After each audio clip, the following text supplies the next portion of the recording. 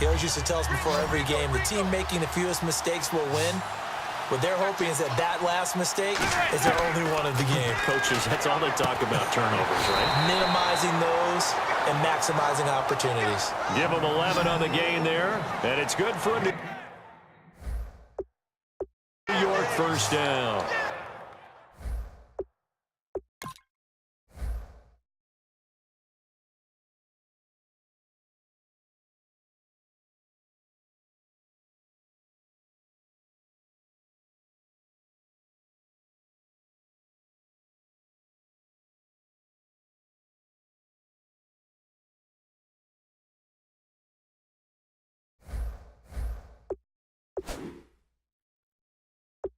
But that's the kickstarter right there.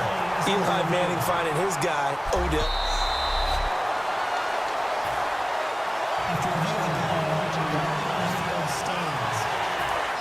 Well, he challenged the play. It did not pay off. And that means he lost a timeout in that challenge. And as a coach, you hate that. Don't know if you took the advice of the player. You threw it yourself, but it didn't go your way. At the end of the day, it all comes back to the head coach. He has the final determination on whether to actually challenge the play or not. In this case, it didn't pay off for him. And that's got to be so heartbreaking. You throw that flag, you probably feel really confident, and then all of a sudden, boom, you lose the challenge. Yeah, when you take a look at it, you're throwing that flag because you believe you're going to be right. And when it comes back the other way, you have to regroup. Manning now to throw. And incomplete there. A nice hit. Jars the ball free and brings up third down. We know it's not an easy job to go out and catch passes when people are trying to tackle you and knock the ball away. But the bottom line is, that's a pass he's got to have and a pass he should have caught. So a second down incompletion now brings up third down. Beckham, the lone receiver right. Manning to throw once more. Looking for his receiver sharp, and it's intercepted. Picked off by Logan Ryan. And they will set up sharp at their own 41-yard line. So that's back-to-back drives where they've thrown an interception. Ordinarily, we look at the offense and say, what's going on with your scheme? Maybe we should look at the defense and just give them a whole lot of credit. They've got them frustrated right now. And now out come the Patriots. And they were able to punch it in the end zone last time. They'll be looking to do that again here for the defense. Obviously, they'll be looking to stop them from punching it back in the end zone. It always is punch-counter-punch, isn't it? And which team has the advantage? Well, let's just go back. Last time on offense, they rolled downfield, got into a good rhythm. You can see a little more bounce in and out of the huddle. You can see the sideline really get into the game. So defensively, you're thinking to yourself, how do we take that away from them? How do we get the advantage back? Let's see what they come up with. I think pressure is always the first way to go. You love pressure. I love it. Let's see if they dial it up this drive. So let me make sure I have this right. He's already found the end zone once, and now he's ripped off a big chunk of yardage here on this one. His confidence is awfully high. So now I've got to put myself in the shoes of the defensive coordinator. Do I go ahead and sell out to try and stop him and force him to do something different? Or do I risk him having a big monster day against my defense? Over the middle, that's caught by Hogan. A good gain of 14 there, and it moves the chains. Well, coaches always talk about finding balance on offense. I didn't get much more balance than this. Big-time run, big-time pass. A 1-2 combination. Looked pretty good. How about that? Let's see if they can continue to take that kind of a punch, though. Here's Brady to throw. Looking middle, it's caught by Gronkowski. Give him 12 yards on that one. It earns him a fresh set of downs. And Rob Gronkowski had one catch for 11 yards against Buffalo. It came in the fourth quarter. He's still trying to get back in form after the pulled hamstring earlier this year. Yeah, and as he gets back into form, he'll be happy to have Tom Brady back under center. And Martellus Bennett, another tight end, helping take the pressure off of Gronk. Into the red zone, it's Brady. This is caught. Gronkowski. And eventually stopped just shy of the goal line right around the 2. Ah, yes, Brady to Gronk. You think these two are in sync?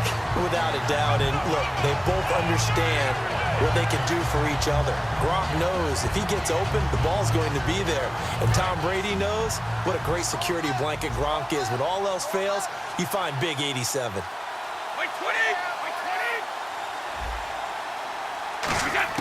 Brady to throw again. That's caught at the 1. And he'll be brought down right on the edge of the goal line at about the 1-yard line.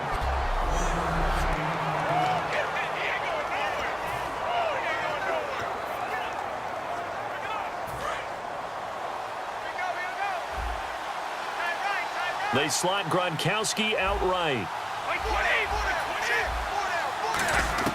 Again, they'll throw with Brady. And that is out of the back of the end zone, incomplete. He was looking for Julian Edelman that time. And it's 3rd and short. Not too many things get to a quarterback of this magnitude, but I think it's safe to say that pressure can get to any quarterback. He's obviously a great franchise quarterback, but felt the pressure, threw it incomplete. Rush coming, and he's taken down. Kelvin Shepard, he's the one that gets him down. It'll be a loss of 5, and it'll bring up 4th down. Whenever you see a team deciding to throw the ball on 3rd and 1, as a defensive player, my mindset is we've got them now, and that's why they dialed up the blitz and got after them. But occasionally, you want to pass it on 3rd and 1. I mean, not a lot for sure, but sometimes just to keep the defense guessing. Oh, no doubt. You want to break tendencies as you go along with the game because you don't want to just say, oh, 3rd and 1, we know exactly what they're going to do. But in this situation, as an offensive lineman, as a running back, I want to know why I didn't get the football. Well, there's two sides here. I guess you could pinpoint and look at the offense and say, oh, man, what a disaster. Hey, the defense, though, they came through. Preparation's the key to everything, and when you're on the defensive side of the ball and in special teams meetings, you prepare for plays like this, and in this case, they were actually able to win it. It's a gain of 20 that time, and it's 1st down, New York. On that catch, he's already eclipsed 100 yards here in the 1st quarter. Charles, he's on pace for over 400. And playing with great confidence, isn't he? I think he probably had it coming into the game, and now that he's really come out of the gate this strongly, how'd you like to be in the huddle with him right now? You know he's demanding the football. Give me the ball. And guess what? I'd throw it to him. He's having a fantastic game, and they haven't defended him yet. They go play action here on 1st down. A hit as he throws there, incomplete. It's a tried-and-true formula, and I don't think it'll change for as long as we play football. If someone's trying to throw the ball and you can put pressure on them and make it tough, that's only going to help your defense. Yeah, he's since being hurried. He got rid of it before taking the hit, but incomplete. So incomplete on 1st. Let's see what 2nd down has in store. They go play action for Jennings. Now Manning. He's going to go for a big play. And here's another interception, the 3rd of this 1st quarter. Devin McCourty picks it off. And a great return as he gets this all the way down close to the 30-yard line. Partner's bad enough when you just can't hold on to the football. But when your quarterback's throwing it to the other team, that's 3 interceptions now, 4 turnovers for the game. You really have no chance to win the football game. So after the INT, it's Brady. Over the middle, that's taken in by Gronkowski. It's a 9-yard pickup on the play, and it'll be 2nd and about a yard. All right, I'm doing my rudimentary math here. That's his 3rd catch here in the 1st quarter. I don't know if it's just game plan or he's just finding his way open. And maybe a little of both. Brady gives now to Blunt. And he's brought down. A solid pickup at 13 sets him up 1st and goal.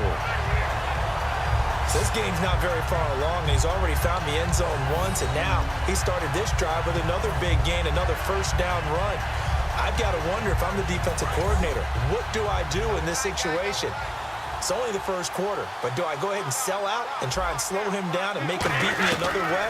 Because the risk is if I don't, he ends up having a monster game. Julian Edelman, the intended receiver, and that'll bring up 2nd down.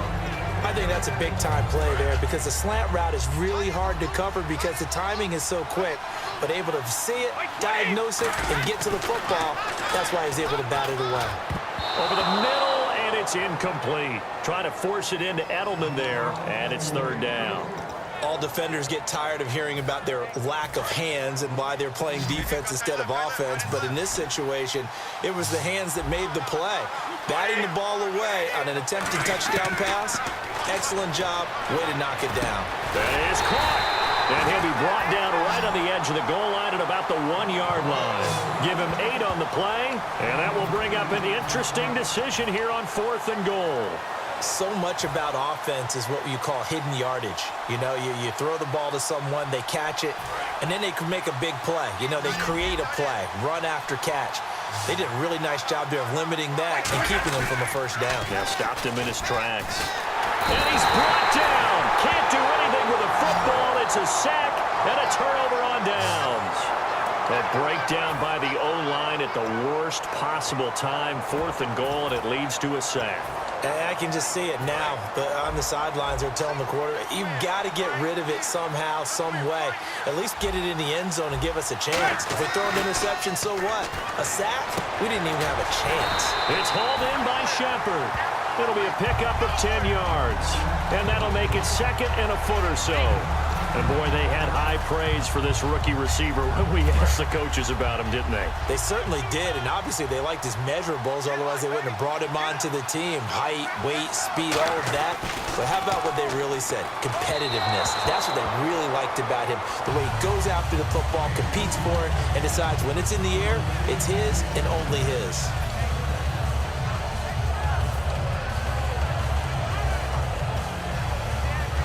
Incomplete pass on 2nd down. Let's see what the offense draws up here on 3rd. Manning going to try and throw on 3rd down. He's going to air one out. And he knocks the ball away, and it falls incomplete. The Pro Bowler Odell Beckham, the intended receiver. Now 4th down. I'm laughing to myself because I could just hear in film session, but Coach, I was throwing to Odell Beckham Jr. Of course I thought he was open.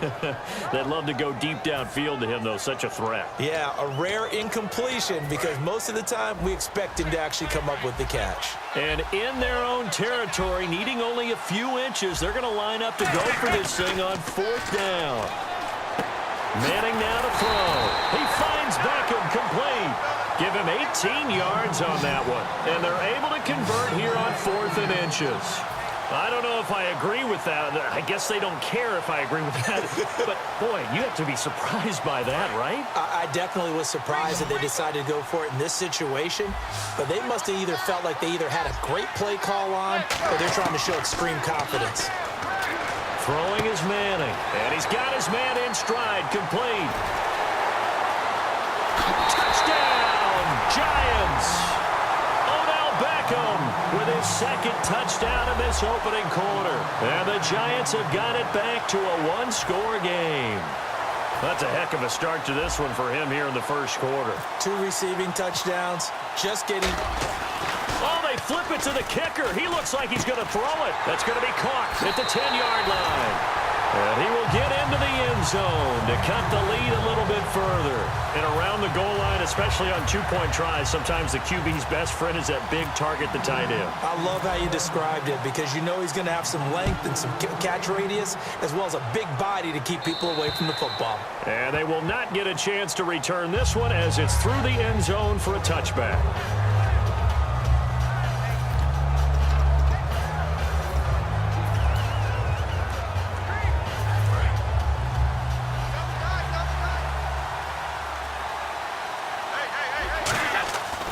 First down, Brady. Wide open, Julian Edelman. And they get him down, but not before he takes it across the 40-yard line.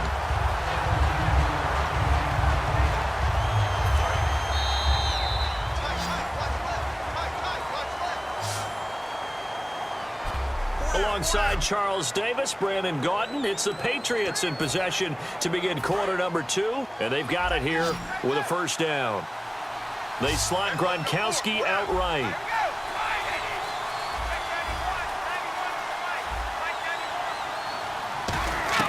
Throwing on first down is Brady. The throw left side complete to Hogan. And taking it across midfield and inside the 45. It's a pickup of 16 there, and it'll lead to a new set of downs. And now with that completion, he's north of 200 yards here in the first half. And he's going to break our statistician, Marvin, isn't he? Because Marvin right now is just tallying it up. Hope his hand doesn't hurt too much doing this or keeps hitting the calculator. But my goodness, what a start he is off to. By the end of this game, he could have monster numbers. He just wants to continue to be accurate. You ever notice that when Tom Brady does get hit and drop to the ground, there's some guys back to him pretty quickly to check on his health, aren't they? That's exactly right. For as much as he throws, doesn't take a lot of square shots, but took one there. He's really smart in the pocket, isn't he? Even out of the pocket. He understands where the